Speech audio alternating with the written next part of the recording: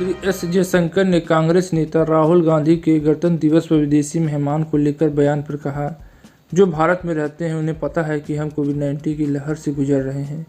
उन्होंने कहा कि मध्य एशियाई 5 देशों के राष्ट्रपति जो आने वाले थे, उन्होंने 27 जनवरी को वर्चुअल समिट की। क्या राहुल ने यह भी मिस किया?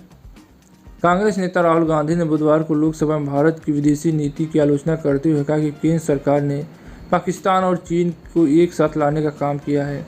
राहुल ने कहा, चीन के पास एक क्लियर प्लान है और उसकी नींव डोकलाम और लद्दाख में रखी है।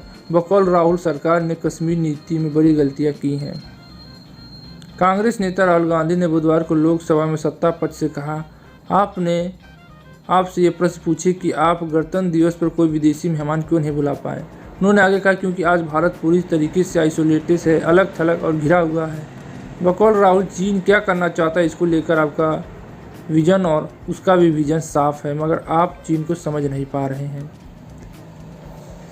लोकसभा में बुधवार को राष्ट्रपति का अभिभाषण पर धन्यवाद प्रस्ताव के दौरान कांग्रेस नेता राहुल गांधी ने कहा कि केंद्र राज्यों का दबाव नहीं बना सकता है। राहुल ने कहा, भारत विविधताओं का देश है, साम्राज्य नहीं है। यहाँ सबके विचार का सम्मान है। केंद्र की छड़ी से देश नहीं चलाया जा सकता है। मैं इमरजेंसी पर बोलने से नहीं डरता। पश्चिम बंगाल की मुख्यमंत्री और टीएमसी प्रमुख ममता बनर्जी ने बुधवार को कहा कि 2014 का लोकसभा चुनाव उत्तर प्रदेश से भी लड़ेगी। उन्होंने कहा कि मैं यूपी के विधानसभा चुनाव नहीं लड़ रही, लेकिन 8 फरवरी को अखिलेश यादव का समर्थन करने यूपी जाऊंगी।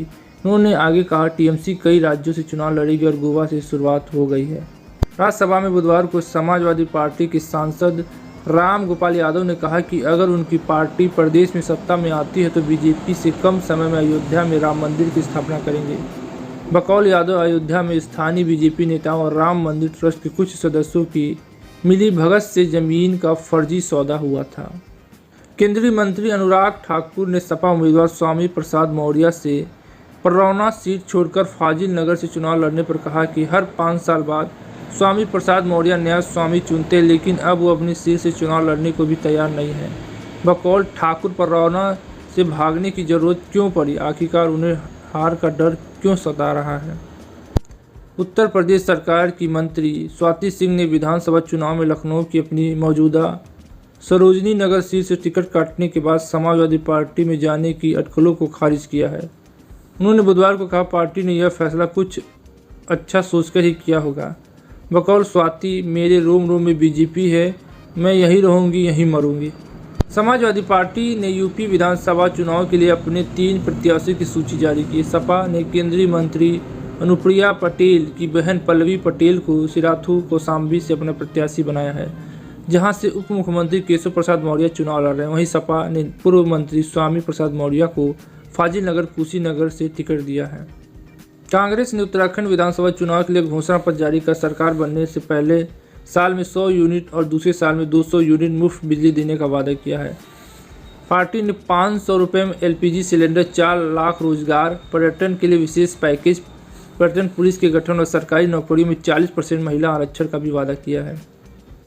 बीजेपी ने उत्तर प्रदेश के मंत्री स्वाति सिंह की मौजूदा विधानसभा सीट सरोजिनी नगर लखनऊ के परिवर्तन निदेशालय ईडी के पूर्व संयुक्त निदेशक राजेश्वर सिंह को टिकट दिया, जिन्होंने एक दिन ही पहले स्वेच्छा से सेवानिवृत्ति मिली है। सिंह 10 वर्ष उत्तर प्रदेश पुलिस में कार्यरत थे और करीब 14 वर्ष से ईडी के उच्च पदों पर काम कर रहे थे। कांग्रेस महासचिव प्रियंका गांधी वाड्रा ने वित्त मंत्री निर्मला सीतारमण के यूपी टाइप टिप्पणी को लेकर प्रतिक्रिया देते हुए कहा कि उत्तर प्रदेश के लोग को यूपी टाइप होने पर गर्व है। उन्होंने ट्वीट किया कि आपने यूपी के बजट में झोले में कुछ डाला ही नहीं, ठीक है, लेकिन यूपी के लोगों को इस तरह अपमान करने की कोई ज़रूरत नहीं है।